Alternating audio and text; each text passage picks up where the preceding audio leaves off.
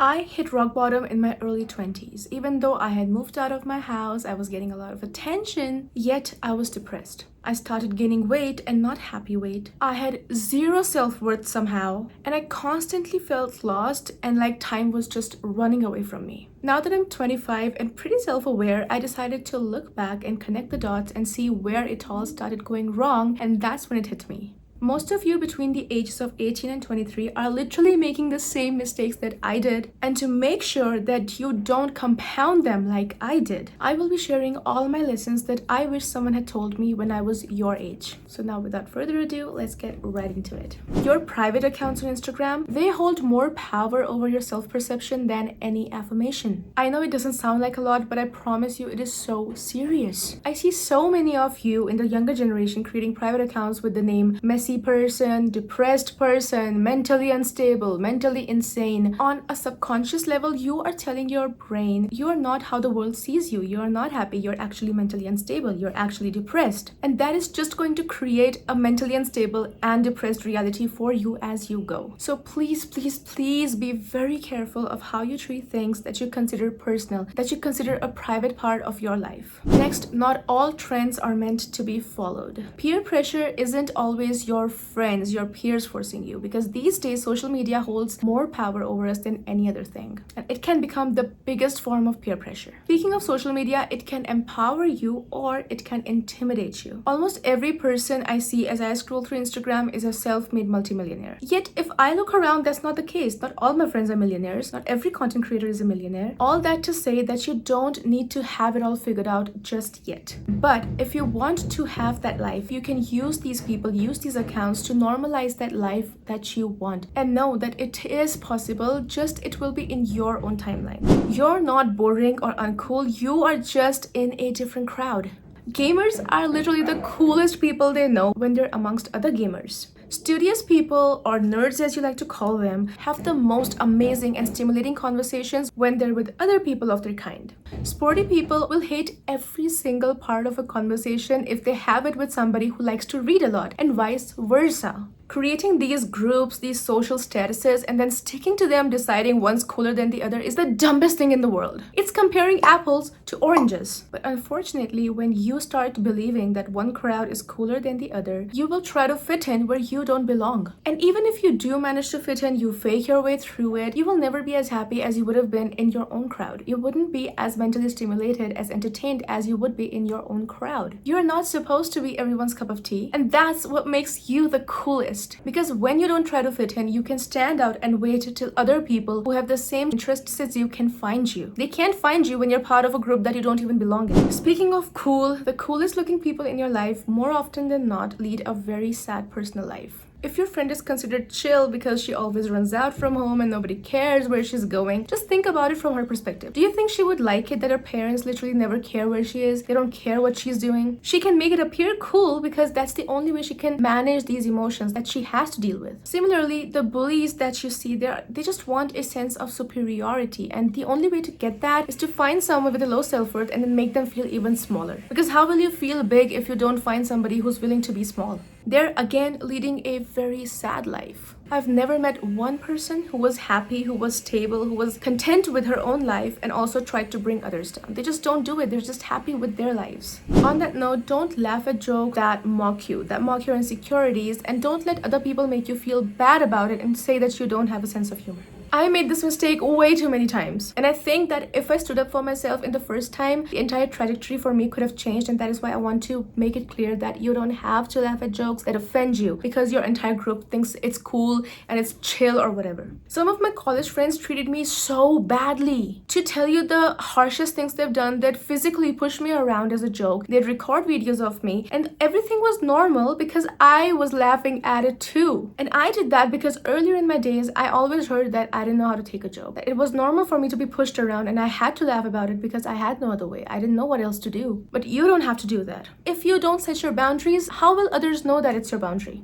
people are gonna walk all over you. It again comes down to realizing that you don't have to fit in with this crowd. Maybe their sense of humor is that, fine for them, but that is not yours. You are not okay with being mocked, and maybe everybody in their group mocks everybody else, but if that's not okay with you, you don't have to be part of that group. Maybe that's just not your group. And again, you need to stand out to let your kind of people find you. And I can't even blame these friends all these years later because they never knew it was hurting me, because for them I was always laughing along. Maybe they could have treated me differently had I set boundaries for myself, had I made it clear that this was not okay with me. I know that you think that moving out is the most important part of your life. I know it is romanticized so much that you're moving out at 21, you're moving out at 20. Moving out too early is not always the best call. I know it sounds fun and the independence sounds lovely, but financially and emotionally, it is a much better choice to stay at your house, given that your house is fulfilling your needs and you have supportive people in your house, because you have the rest of your life to be on your own. And you are going to miss these moments with your family so much, and you're gonna save up so much. And yeah, I would just say that it is not always the best call, so don't just do it because everyone is doing it, and don't rush it. There's no reason to be broke. I said it. If you're broke, it's not your qualifications. If you're broke, it's not AI, it's not government, it is you. It is your fear of opportunities. It is your fear of maybe getting fooled and being taken advantage of, or of asking your worth. There's more people selling courses, making businesses from scratch, and earning through content. These people don't even have to be super experienced. They're like 18, they're like 20. So if you're not earning money, that's on you. You need to dig deeper and figure out, what is it about money that you're repulsing? What is it about money that you're scared of? Because if you don't heal your money stories, and if you don't heal your money wounds, and if you don't forgive yourself for the mistakes related to money that you made earlier, you will always be stuck in this lack,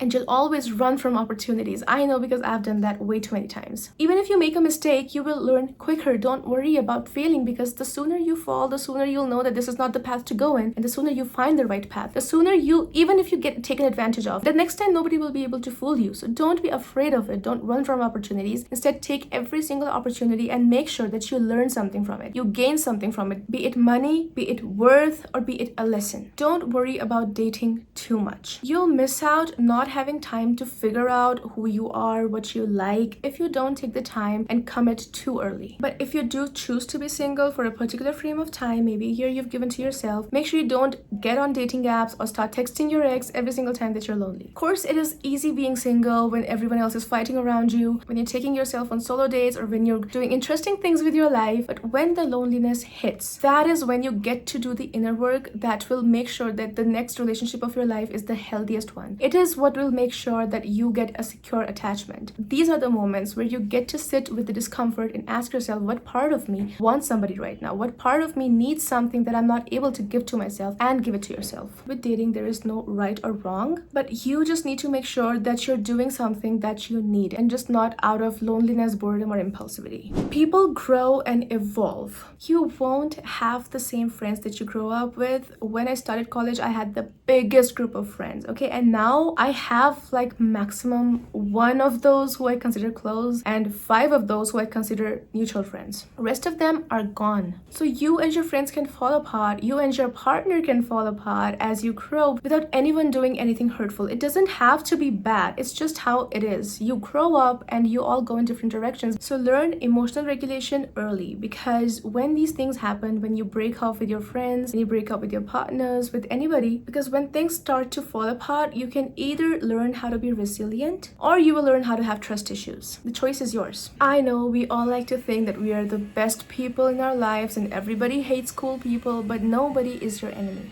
Everyone sees the world with their own lenses. If somebody doesn't trust you, if they try to bring you down, it is not personal, it is about them. So don't try to be liked by these people, or try to persuade them to like you, or try to explain to them the things that you've done and why you've done them. Instead, if somebody doesn't want to know your side of the story, just know they don't get to know your side of the story. They don't get to have access to you. Let the people come to you if they really want to know. This is how you lower your self-worth. When you try to persuade people when they've made up their mind, the more they'll run away from you. The more they'll believe that you had a reason, that's why you're giving excuses. Just learn to be comfortable with silences, because it is the most powerful thing you can learn. Just be comfortable with silence and you are golden. Bullies aren't your problem. Use them to understand your triggers. Like I told you already, they do it to feel superior. But if a part of you is getting triggered, it is a good time to ask yourself, what part of what they said do I think is true for my life? Because I wouldn't get triggered, I wouldn't have have an emotional reaction that strong if I didn't believe there to be truth in what this person said to me. Also, I'm very sorry about the noise, but I have to record this right now and there's no other way to stop this noise. So yeah, please bear with me and let's continue. You are not here to heal or fix anyone. This is the biggest mistake that I made when I was your age. I see this all around me, especially with women, especially with girls. You don't have to fix anybody. It is way too romanticized in today's media culture, but real life does not work that way. You cannot help somebody that does not even believe they need help, that does not even want help. And a lot of times what happens when you're always taking care of other people, you might find a lot of people who use that. They manipulate you by showing you that they need you. That is the only way they know how to get you to take care of them. And these are usually guys that want you to date them, and they'll always come up with their sob stories. They'll try to tell you about their traumatic past, about their past breakups to get sympathy from you, because they know that you're a caring person and they're just gonna manipulate you using that. They just want to misuse you using that. So just give them the tools if you really think they're suffering, and then move on. And in time, you will get to see if they even needed the tools or not. Speaking of that, if someone's in danger, I know that you want to be a real friend. I know that you don't want to hurt your friend's trust, but you cannot deal on your own. You need an adult. You need somebody from their family that you can trust, or somebody from your family that you can trust to deal with the situation. I think the biggest mistake that my friends made when I was sick is that they try to handle things on their own. And the biggest mistake that I made when they were suffering was that I tried to handle things on my own. I cannot possibly give my friend the solution that an adult can give them. What they need, if they're a threat to themselves or anybody else, they need to be in a safe space, and they won't want to go back to their families because of course they want to continue with their self-sabotaging, and they can't do that with their families. But it is your responsibility to make sure that somebody in their family knows what they're going through so they can take the right call for their children. Of course, if this person is dangerous to them, don't do that. Talk to somebody else, but you get the point.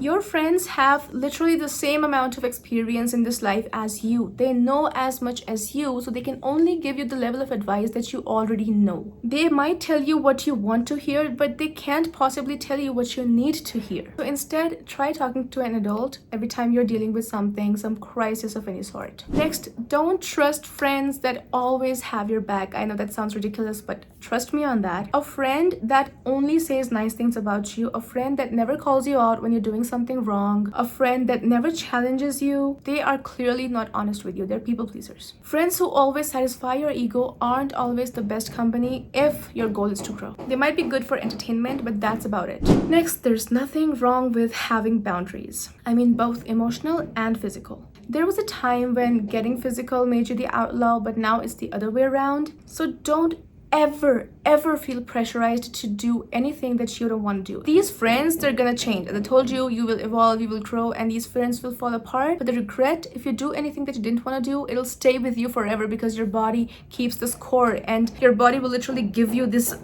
feeling if you do anything that you didn't want to do. So don't do anything that you'll regret just because you wanted to fit in with these people, just because you felt the pressure to do so. Next, don't trust adults blindly. Experience doesn't always equal knowledge, and if someone tells you to do something or not do something, the only way to find out if you can trust them or not is to make sure that there's somebody who's doing well in the field that they're talking about. So an uncle with a beer belly telling you that you should not go to the gym is not an advice that I would take. Similarly, somebody who's telling you that your goals are too big probably did not go after their own, or they couldn't go after their own. Just make sure that you're only trusting adults who are doing well in the field that you want to do well in.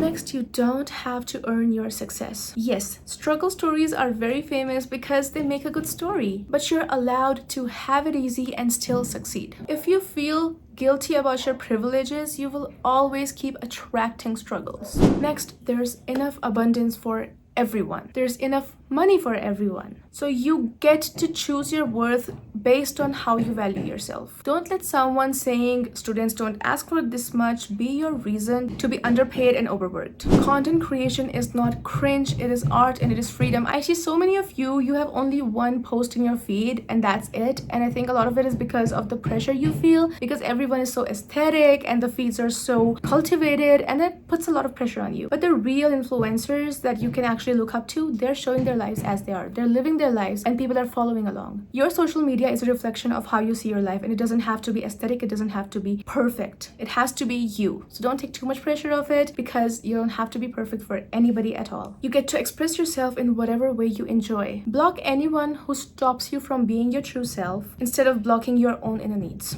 Even if you keep a private account, I'm not asking you to post everything if you don't want to, but just having these memories, you will thank yourself later. I promise you. Even if you hate this moment right now, I promise you years later you'll want to look back and see how you dealt with that. You'll want to see how your friends were at the time. You will just want to revisit these moments years later. So make sure that you have the footage of all those years. Next, your childhood shows up everywhere. Yes, it shows up in your money mindset. It shows up in your relationship patterns. It shows up in your career choices, but you can't excuse yourself all the time using that. You need to become aware of your patterns and then change them. Just know you have your own will despite whatever happened to you. You're no longer dependent on anybody. Next, take responsibility for everything. It is so easy to get into victim mode these days, but the only person that hurts when you're in a victim mode is you, because you're always waiting for somebody else to take responsibility for your life. You're always deciding to keep your energy stuck to the past, to let somebody fix it for you. Instead, realize that you get to choose. You have the free will to choose the people, experiences, and things that come into your life. Next, people today market relatability. There's pages for literally everything. There's people who will make you feel better about being lazy, about procrastinating. There's people who are villainizing being an early riser, hustle culture, because it's a good strategy to satisfy your customer's ego if you want to sell something to them. So tell them nothing is their fault and they'll like you. All that to say that because there's a place of relatability for every single person in this world, make sure that you choose very carefully what you want to relate to. Because what you identify with in these early years of your life, that will literally change the trajectory of your life. I always found the depression memes very relatable, and that's what I was creating in my life, because I was relating to that. I was telling my subconscious that this thing that depression does to you, that is relatable to me. Yes, that is me. And when I say something is me, I want more of it. I don't want to let go of it. And you don't need something like that in your life, because you're going to create a very, very sad life if you do that, and I am your example of that. So you need to be very careful with what you allow people to market to you, what you consider relatable to you. Next, healing isn't linear. There's 2 steps forward and 3 steps back, but that's only in the beginning. Right now you're changing your old self-concepts and you're changing this old self-image, and that takes time. You have a habit of being yourself. So when you try to heal, you are trying to break a habit, which is always hard. You know that. You have an addiction to being yourself and you're trying to break it. So of course it's going to take some time.